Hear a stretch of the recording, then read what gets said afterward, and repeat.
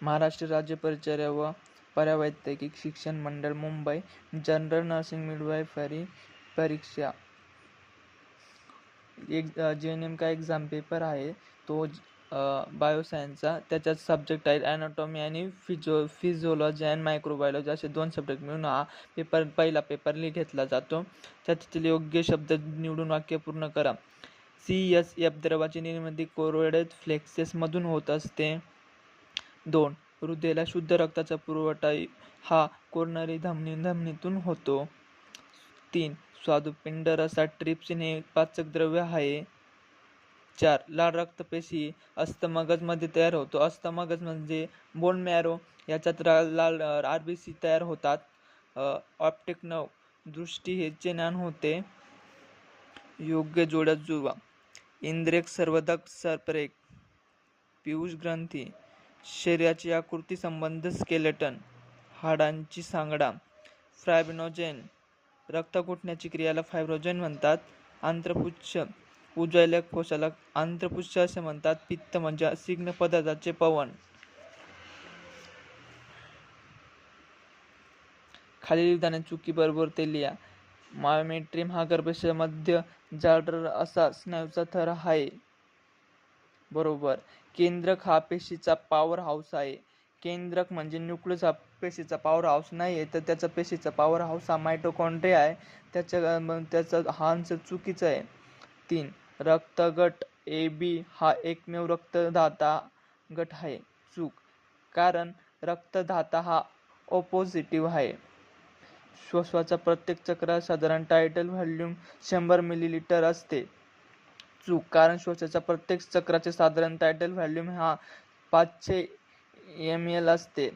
नघडीच्या shine बोनला हाडाला गुडघ्याची वाटी म्हणतात. चूक, शाईन बोनला टिबिया बोन असे म्हणतात. क्वेश्चन 2. टिपालिया कोणतेही 3.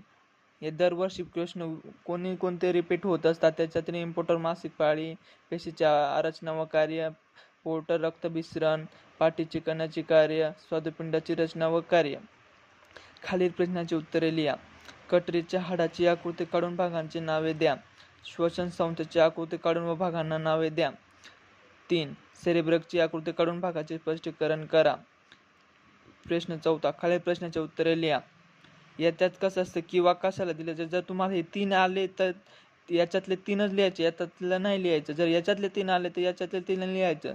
नाहीतर तुम्ही जर असं करणार की याच्यातले 2 लिहिणार आणि याच्यातलं 1, तर तसे मार्क नाही भेटणार तुम्हाला. त्यासाठी तुम्हाला 3 लिहायला लागतील किंवा काबर दिले किंवा हे 3 लिहा. त्याच्यासाठी तुम्हाला 15 मार्क. याच्यातील 1 हे किंवा हे लिहायचं. त्याच्यासाठी विविध साधाचे वर्गीकरण करावं. प्रत्येकाचे एक उदाहरण लिहा. नेफ्रॉनची आकृती काढून भागांची नावे द्या व थोडक्यात कार्य स्पष्ट करा.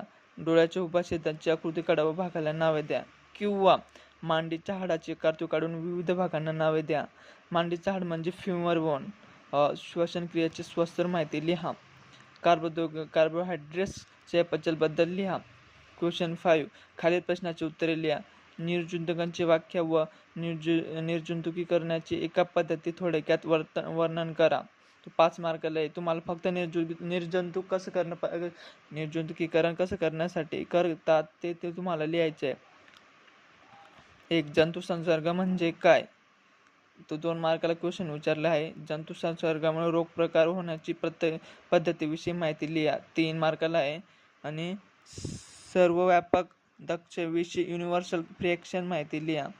ही 5 मार्काला आहे. तुम्हाला अशा प्रकारे तुम्हाला ही ॲनाटॉमीची क्वेश्चन पेपर येईल.